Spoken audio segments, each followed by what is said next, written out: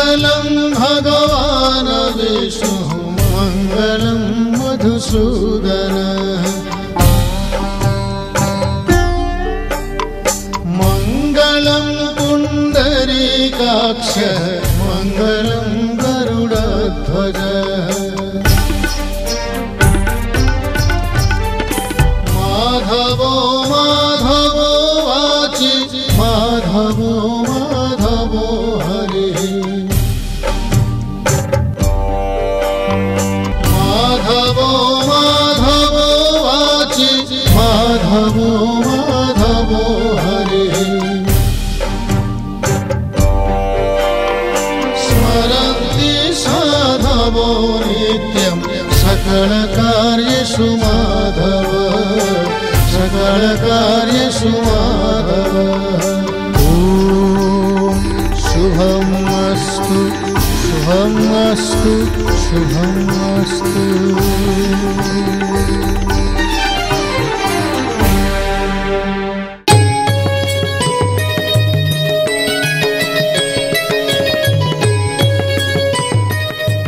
महाप्रभुଙ୍କ महालीଳାର पर्व नवकलेवर दीर्घ 19 वर्ष पर आसीथिबा एही पुण्य महोत्सवକୁ भक्त सेवक साधु सन्थ समस्ते दर्शन करी कृत्यकृत्य होई उठिछंती। खोर्धा जिलार हीरापुर अंतर्गत गड़कंटुनिया ठारे वनजाग परे रीतिनीति और शास्त्र विधि व्यवस्था श्री सुदर्शन दारू को पूजार्चना करा जायथिला। तेबे दारू वृक्ष छेदन पई नृसिंह मंत्र यज्ञ और परे पूर्णाहुति रे श्री दारू रे ब्रह्मंक प्रवेश करा जायथिला।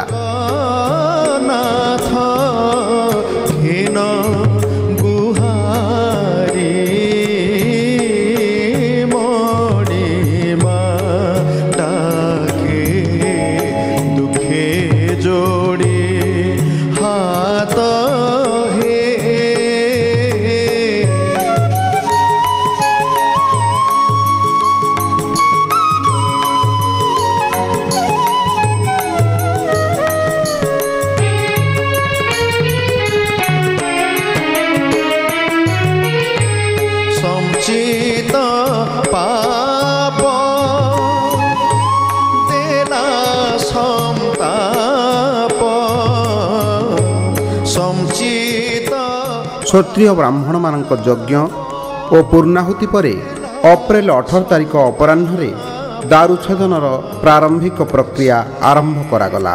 प्रथमे विद्यापति दारू को सुना कुराड़ी छुआई थिले। एहा परे विश्वावसु रूपा कुराड़ी और विश्वकर्मा लुहा कुराड़ी छुआई थिले। परे परे आसीथिला आउ एक विधि दारू चारिपटरे कपड़ा आच्छादन करा जाई क्षत्रिय ब्राह्मण माने एठारे किछि गुप्त नीति संपादन सहित दारू को उपासना करिथिले।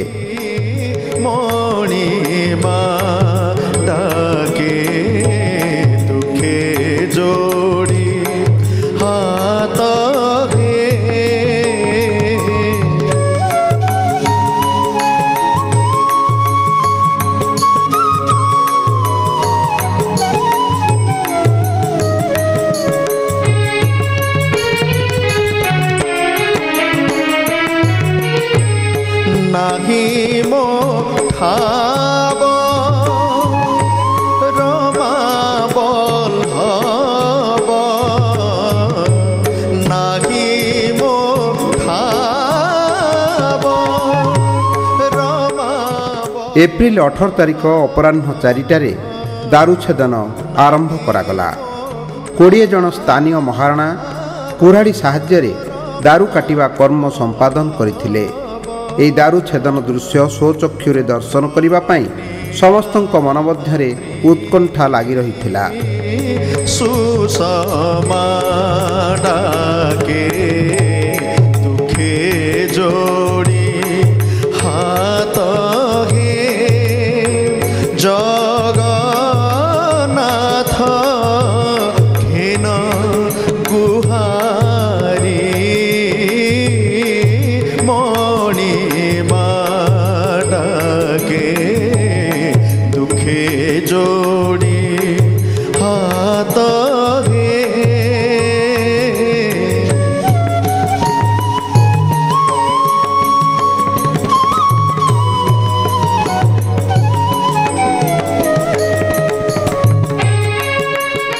ଦାରୁ ଛେଦନ ସମୟରେ ବହୁ ବିଶିଷ୍ଟ ନେତୃବର୍ଗଙ୍କ ସହିତ ସାଧାରଣ ଜନତାଙ୍କୁ ନେଇ ଶ୍ରୀ ଦାରୁକ୍ଷେତ୍ର ଆନନ୍ଦମୁଖର ହୋଇ ଉଠିଥିଲା। ଦାରୁ ଛେଦନ ପ୍ରକ୍ରିୟା ରାତି ପର୍ଯ୍ୟନ୍ତ ଚାଲିଥିଲା। ପ୍ରାୟ ରାତି 9:10 ସମୟରେ ମହାରଣା ଓ ସେବାୟତମାନଙ୍କ ସହଯୋଗରେ ଶ୍ରୀ ସୁଦର୍ଶନଙ୍କ ଦାରୁ ଭୂପତିତ ହୋଇଥିଲେ।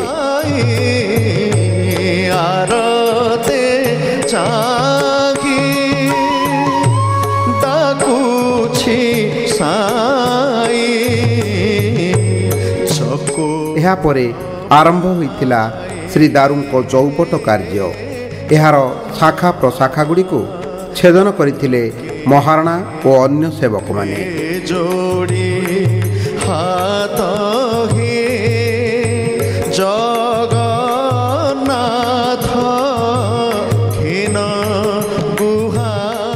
ଆୟୁଧ ଚକ୍ରରାଜ ସୁଦର୍ଶନଙ୍କର ଦାରୁଛେଦନ ପରେ କିପରି ଭାବେ ଶ୍ରୀକ୍ଷେତ୍ରକୁ ନିଆଯିବ ସେ ସମ୍ପର୍କରେ କ'ଣ କ'ଣ ବିଧିବିଧାନ ରହିଛି ଆମ ସହିତ ଅଛନ୍ତି ବରିଷ୍ଠ ଦୈତାପତି ରାମକୃଷ୍ଣ ଦାସ ମହାପାତ୍ର। ଆସନ୍ତୁ ଜାଣିବା ଦାରୁ କିପରି ଭାବେ ଶ୍ରୀକ୍ଷେତ୍ର ଗମନ କରିବ ଏବଂ କେଉଁ ପ୍ରକାର କେଉଁ ବିଧିରେ ସେ ତାଙ୍କୁ ନେବେ। ଜୟ ଜଗନ୍ନାଥ। ଜୟ ଜଗନ୍ନାଥ। 20 ଦିନ ପରେ ମହାପ୍ରଭୁଙ୍କର କାଲି ଆମର ଯେଉଁ ପରିକଳ୍ପନା ଥିଲା ସେ ମହାପ୍ରଭୁଙ୍କ ଯଜ୍ଞ ହେବ ଓ ଦାରୁ ଛେଦନ ହେବ। ଦାରୁ ଛେଦନ ବିଗତ 4 ଥର ମିଶି ମୁଁ ଆସିବା ଭିତରେ ଏତେ ସମୟ କେବେ ଦାରୁର ଗଛ କଟା ହୁଏ ଏଇଟା ମୁଁ ଜାଣେ ନା, ଯେଉଁଟାକି 6 ଘଣ୍ଟା ପର୍ଯ୍ୟନ୍ତ ପ୍ରଭୁ ଦାରୁ ଗଛ କଟା ହେଲା। ସେ ଯେଉଁ କଟା ହେଲା ତା ପାଇଁ ଗୋଟେ ଚିହ୍ନଟ କରାଗଲା ଯେ ଏଇପଟେ ଦାରୁ ଗଛ ପଡ଼ିବେ, କିନ୍ତୁ କାରଣ ସବୁ ତାଙ୍କରି ନୀଳା, ଯେଉଁଟାକି ସୁଦର୍ଶନଙ୍କ ମହାପ୍ରଭୁଙ୍କର ପ୍ରଥମ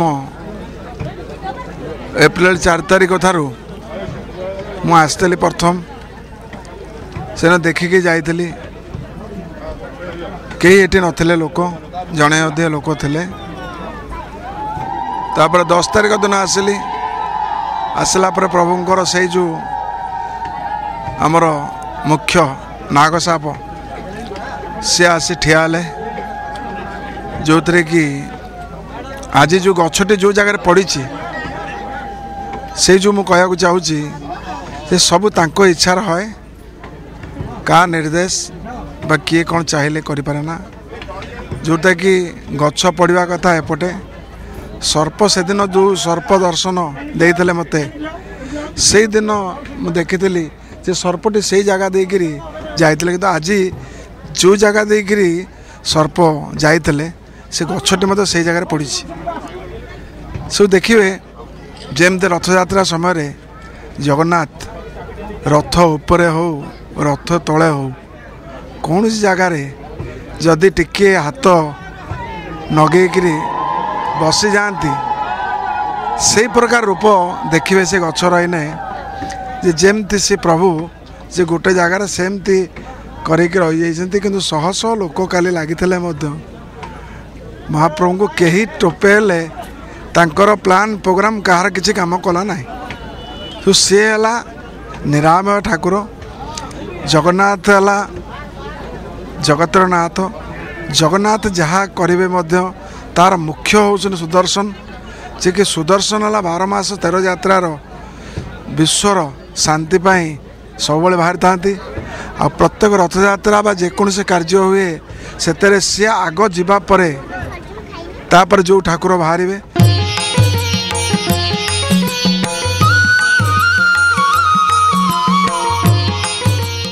ଏହି ଦାରୁର ଶାଖା ପ୍ରଶାଖାଙ୍କୁ ପୁଣି ପରମ୍ପରାକୁ କେନ୍ଦ୍ର କରି ସମାଧିସ୍ଥ କରାଗଲା।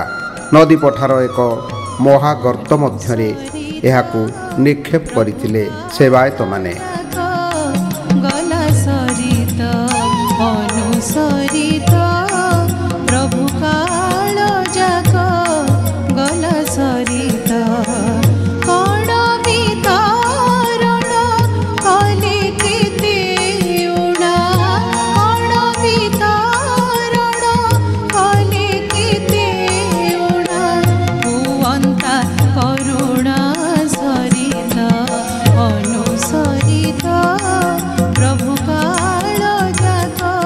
ଏହା ମଧ୍ୟରେ ମହାରଣାମାନେ ଶ୍ରୀ ଦାରୁଙ୍କୁ ଶ୍ରୀକ୍ଷେତ୍ର ନେବା ପାଇଁ ନୂତନ ଶଗଡ଼ିର ନିର୍ମାଣ ଆରମ୍ଭ କରିଦେଇଥିଲେ। ମୁଖ୍ୟ ମହାରଣା କୃଷ୍ଣଚନ୍ଦ୍ର ମହାରଣାଙ୍କ ନିର୍ଦ୍ଦେଶରେ ଏକ ନୂତନ ଶଗଡ଼ି ପ୍ରସ୍ତୁତ କରାଯାଇଥିଲା। ଆମର ଭାବନାଟା ଗୋଟେ ପ୍ରକାର, ଭଗବାନଙ୍କର ଭାବନା ହେଲା ଗୋଟେ ପ୍ରକାର। ତାର ଯଦି ଇଚ୍ଛା ହେବ ସରିଯିବାକୁ ସରିଯିବ, ତାର ଇଚ୍ଛା ନହେଲେ ରହିଯିବ। ସିଏ ତାର ଆମେମାନେ ଧରନ୍ତୁ ଆମେ ଗୋଟେ ହିସାବ ଚାଲୁଛି ଯେ ଆମର ଅମୁକ ଦିନ କି ସମୁକ ଦିନ ଗୋଟେ ଆମର ଜୀବନ ଯେଉଁ ନିର୍ଦ୍ଦିଷ୍ଟଟା, ସେ ନିର୍ଦ୍ଦିଷ୍ଟଟା କେମିତି ଭଗବାନଙ୍କ ହାତରେ ନିର୍ଭର। ମଣିଷର ଭାବନାଟା ଜଣେ ମାଲିକ ଅଛି, ସେ ତାକୁ ଯଦି ପୂର୍ଣ୍ଣ କରିବ, ସେ ସିନା ପୂର୍ଣ୍ଣ କରିବ, ଆଉ କେହି ପୂର୍ଣ୍ଣ କରିପାରିବେ। ଏଇ ଶଗଡ଼ି, ଏଇ ଯେଉଁ ଶଗଡ଼ି ଆମର ତିଆରି ହେଉଛି, ଏ ବର୍ତ୍ତମାନ ଆମର ଚକ ଗୁଡ଼ାକ ସବୁ ହେଉଛି ବଡ଼ କାଠ। ଚକ ଗୁଡ଼ାକ ବଡ଼ କାଠ, ତାର ଦଣ୍ଡା ପଡ଼ୁଛି କଇଁଆ କାଠ। ତାର ଆଉ ଏଇ ଯେଉଁ ଆମର ଚକ ଦେହରେ ଯେଉଁ ଜାମିନ ଗୁଡ଼ାକ ବସୁଛି, ସେ ବି ସେଇ କଇଁଆ କାଠ ବର୍ତ୍ତମାନ। ଆଉ ତାପରେ ଫଳି ପଡ଼ିବ ସେଇ କଇଁଆ କାଠ ଆଉ ବଡ଼ କାଠ ହିସାବରେ ଚକ ବଡ଼ କାଠ ଆଉ ଅନ୍ୟାନ୍ୟ କଇଁଆ କାଠ ଉପରେ ଆମର ଦାରୁ ଗାଡ଼ି ଆମର ତିଆରି ହେଉଛି।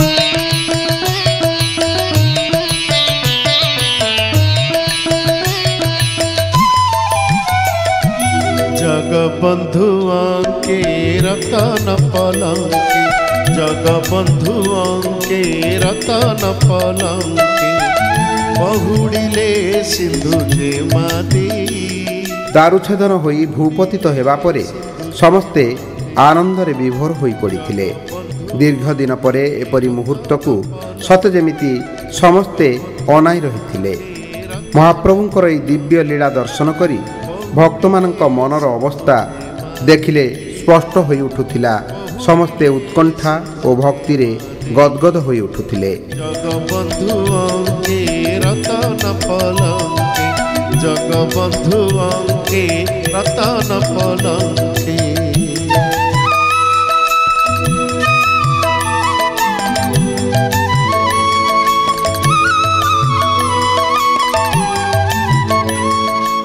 ଶବର ସଂସ୍କୃତି ବୈଦିକ ସଂସ୍କୃତିର ମହାମିଳନ ଘଟିଛି।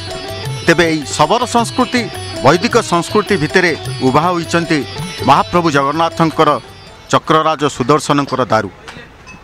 ସମସ୍ତଙ୍କର ଇଚ୍ଛା ଦାରୁଙ୍କୁ ନେଇଯିବେ ଶ୍ରୀକ୍ଷେତ୍ର, କିନ୍ତୁ ଦାରୁ କିପରି ଭାବେ ଏ କ୍ଷେତ୍ରରୁ ଯିବେ ଶ୍ରୀକ୍ଷେତ୍ର, ସେ ସମ୍ପର୍କରେ ଆମ ସହିତ ଅଛନ୍ତି ବରିଷ୍ଠ ଦୈତାପତି ଜଗନ୍ନାଥଙ୍କର ମୁଖ୍ୟ ବାଡ଼ଗ୍ରାହୀ ଜଗନ୍ନାଥ ସ୍ୱାଇଁ ମହାପାତ୍ର। ଆସନ୍ତୁ ବୁଝିବା ଶ୍ରୀ ସୁଦର୍ଶନଙ୍କର ଦାରୁ କିପରି ଭାବେ କେଉଁ ବିଧିରେ ଶ୍ରୀକ୍ଷେତ୍ରକୁ ଯାତ୍ରା କରିବେ। ଜୟ ଜଗନ୍ନାଥ। ଦାରୁ ଏବେ ମହାଦାରୁରେ ପରିଣତ ହେଲେ। ଆଗରୁ ସେ ଦାରୁ ଥିଲେ, ଅବିକା ହେଲେ ମହାଦାରୁ। କାହିଁକି ନା ଆମର ଜଗନ୍ନାଥଙ୍କର ପରମ୍ପରା ଅନୁସାରେ 24 ଘଣ୍ଟା 48 ଘଣ୍ଟା ଧରି ଯଜ୍ଞ ଚାଲିଥିଲା। ମହାନୃସିଂହ ମନ୍ତ୍ର ଯଜ୍ଞ ଚାଲିଥିଲା। ମହାନୃସିଂହ ମନ୍ତ୍ର ଯଜ୍ଞ, ସେ ମହାନୃସିଂହ ମନ୍ତ୍ର ଲକ୍ଷେ ମନ୍ତ୍ର ପାଠ ହୁଏ। ସେ ନୃସିଂହ ମନ୍ତ୍ର ଜବ ଚାଲିଥିବ, ଆମ ଦୈତାପତି ଏବଂ ବ୍ରାହ୍ମଣ ପଣ୍ଡିତମାନେ କିଏ ବି ଜଳ ସ୍ପର୍ଶ କରିବେ ନାହିଁ। ଏଇଟା ନିଷ୍ଠା ସହିତ ନିଷ୍ଠା ପୂଜା, କାରଣ 20 ବର୍ଷ ଥରେ ଏଇ ନିଷ୍ଠା ପୂଜା ଆସିଥାଏ। ଯେଉଁ ଯଜ୍ଞଟା ହେଉଥାଏ ଦାରୁ ଉଦ୍ଦେଶ୍ୟରେ ନୁହେଁ, ସେଟା ସଂସାର ମଙ୍ଗଳ ଉଦ୍ଦେଶ୍ୟରେ, ଭଗବାନଙ୍କର ଏମିତି ଗୋଟେ ଆଶୀର୍ବାଦ, ଜଗତର ମଙ୍ଗଳ ଉଦ୍ଦେଶ୍ୟରେ ମହାଯଜ୍ଞ ହୋଇଥାଏ ମହାନୃସିଂହ ମନ୍ତ୍ରରେ। ସେହି ମନ୍ତ୍ର ଦ୍ୱାରା ଜଗତର କଲ୍ୟାଣ ହୁଏ, ଜଗତର ମଙ୍ଗଳ ହୁଏ ଏବଂ ଦାରୁ ବୃକ୍ଷ ପବିତ୍ର ହୁଏ। ଦାରୁ ଦିବ୍ୟ ଦାରୁ ମହାଦାରୁରେ ସେ ପରିଣତ ହୁଅନ୍ତି। ସେ ଯଜ୍ଞ ପରେ ଯେ ପୂର୍ଣ୍ଣାହୁତି ହେବ, ବୃକ୍ଷ ଛେଦନ ହୁଏ, ମାଟିରେ ପଡ଼ିବ। ତାପରେ ଆମ ଦୈତାମାନେ ଆପଣଙ୍କର ଟିକିଏ ସର୍ବତ ପଣା ପାଇବେ। ତାପରେ ହବିଷାନ୍ନ ଆମର ଯେଉଁ 2 ଦିନ ଧରି ବନ୍ଦ ଥିଲା, ସେ ପୁଣି ଚାଲିଲା। ସେଇ ଦାରୁ କ'ଣ ହେବ ନା ଚୌପଟ ହେଇ ତାର ଡାଳା ଶାଖା ଅଛି, ସେସବୁ ମାଟି ତଳେ ଦିଆଯାଏ। ମେନ୍ ଦାରୁ ଚୌପଟ, ତାକୁ ଚୌପଟ ଆମର କହନ୍ତି। ଖଣ୍ଡୁଆରେ ବନ୍ଧା ହେବ। ଯେଉଁ ଖଣ୍ଡୁଆକୁ ଯାହାକୁ କହନ୍ତି ଗୀତିୟ ଗୋବିନ୍ଦ ଖଣ୍ଡୁଆ, ସେ ଖଣ୍ଡୁଆରେ ବନ୍ଧା ହେଇ ପ୍ରଭୁ ସୁଦର୍ଶନ ନାରାୟଣ ଶଗଡ଼ି ହେଇଛି। ଶଗଡ଼ିରେ ରହି ଗାଁ ଲୋକ, ପବ୍ଲିକ, ଭକ୍ତ ସବୁ ମିଶି ଭାବ ବିହଳ ଭାବରେ ମହାପ୍ରଭୁ ଟାଣି ଟାଣି ଶ୍ରୀକ୍ଷେତ୍ର ଅଭିମୁଖେ ଯାତ୍ରା ହେବ। ଏବଂ ତା ସାଙ୍ଗରେ ଆମର ଯେଉଁ ବନଜାଗ ଯାତ୍ରୀ ଆସୁଛନ୍ତି, ବନଜାଗ ଯେଉଁ ଆମେ ଆସୁ ସବୁ ସେବାୟତ ଭାଇମାନେ, ଦୈତାପତି ଭାଇମାନେ, ଆମର ବ୍ରାହ୍ମଣ ପଣ୍ଡିତମାନେ, କିଛି ଭାଇମାନେ ଆମର ତା ସାଙ୍ଗରେ ପୁରୀ ପଳାଇବେ। ଅବଶିଷ୍ଟ ଆମେ ସୁଦର୍ଶନ ଚକ୍ର ମନ୍ଦିରରୁ ଜଗନ୍ନାଥର ଆଜ୍ଞା ନେଇ ଆମ ସାଙ୍ଗେ ଅଛନ୍ତି। ଯେ ଚକ୍ର, ଯେଉଁ ଚକ୍ର ଶକ୍ତିରେ ଆମେ ନାଗି ଚାଲିଛୁ, ସେଇ ଶକ୍ତି ପୁଣି ଆମେ ନେଇଯିବୁ ବଳଭଦ୍ର ଦାରୁ ପାଖକୁ। ସେ ବଳଭଦ୍ର ଦାରୁରେ ଯେଠି ଯେମିତି ଏଠି ଏମିତି ହେଲା, ସେମିତି ସେଇ ସିଷ୍ଟମ୍ ଅଛି, ସେଇ ଜିନିଷ ସେଇ ସବୁ ସେଠି ହେବ।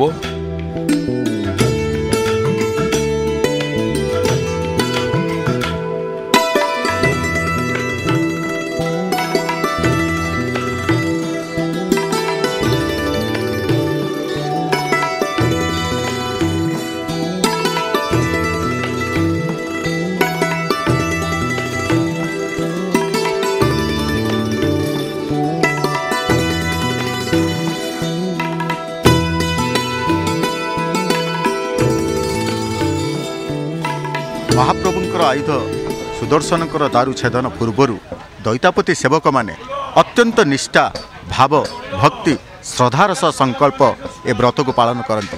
तेबे दारु अन्वेषण पूर्वर व्रत दारु छेदन पूर्वर व्रत ए व्रतर महात्मा ए व्रतर नीति विधान कौन रही आसतु जानिबा।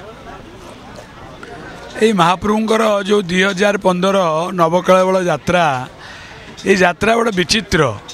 ये अपार करुणा भगवान जमती भाव को निकट अभाव को दूर सेमती भगवान सहित जो भाव आमर शरीर पाई जो दरकार दारू भगवान निर्देश रे आम यात्रा करूँ वनजाग यात्रा रे यही सुदर्शन का दारू जो मिली आमर हरिपुर गाँव में गणकंटुआली यही रास्ता दे आम जीवा आसिया करूँ बहुत थर।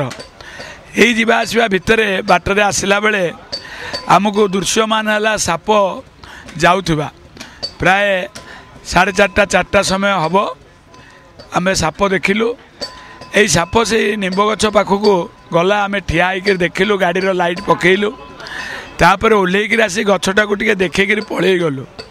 तापर आमर एमती सन्देह है जे देखा ये प्रभुंर काले आस्थान थी आम तो दिग अनुसार खोजबू।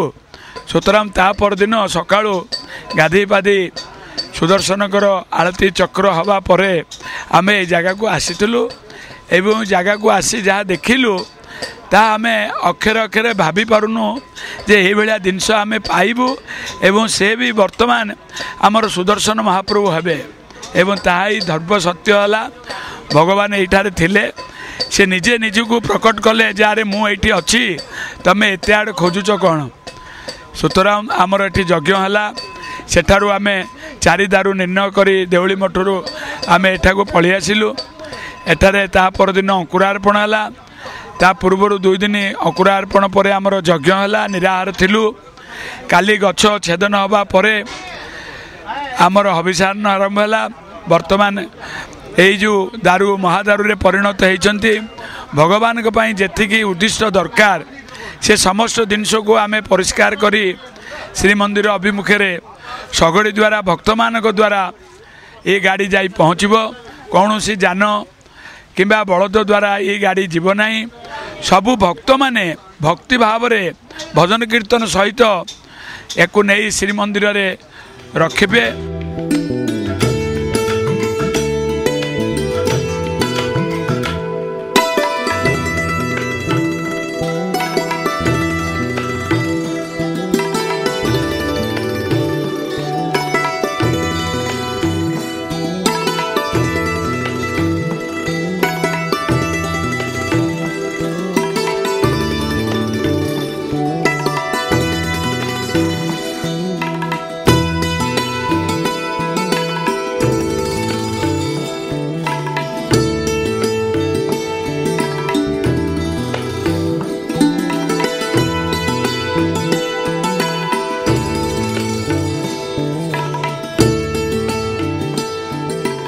महाप्रभुंकर प्रतिटी यात्रा रे प्रतिटी उत्सव रे प्रतिटी परंपरा रे विधिर विधान नीतिकांति सबू रही थाए।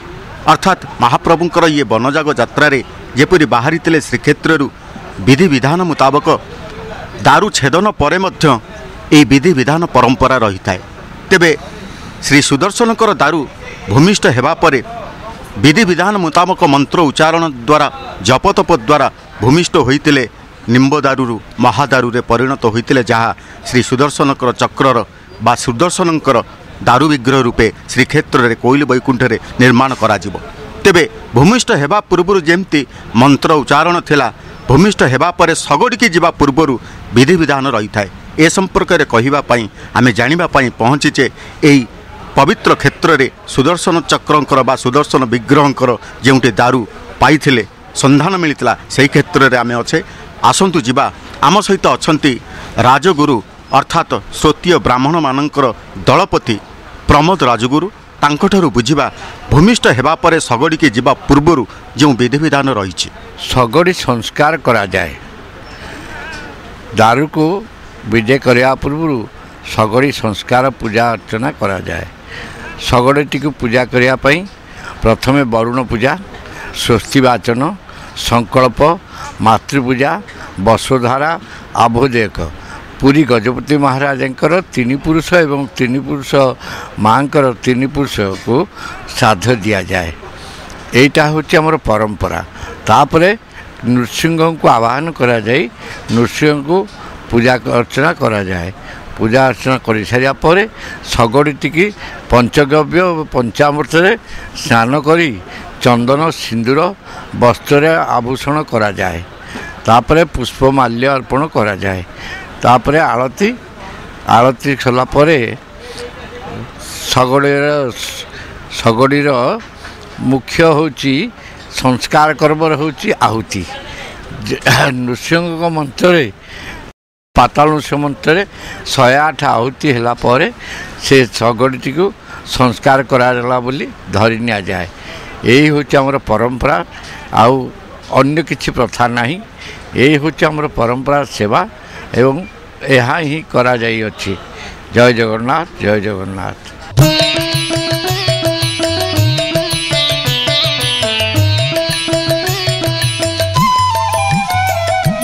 जगबंधु के रतन पलंके जगबंधु के रतन पलंके बहुड़िले सिंधु जे मादी बहुड़िले सिंधु जे मादी जगबंधु के रतन पलंके जगबंधु के रतन पलंके बहुड़िले सिंधु जे मादी बहुड़िले सिंधु जे मादी जगबंधु के रतन पलंके जगबंधु के रतन पलंके।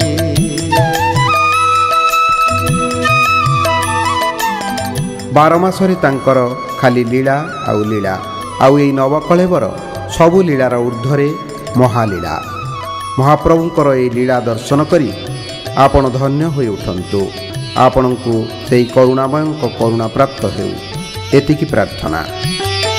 दिव्य सुबास जल सुना झरी रे दिव्य सुबास जल सुना झरी रे दिव्य सुबास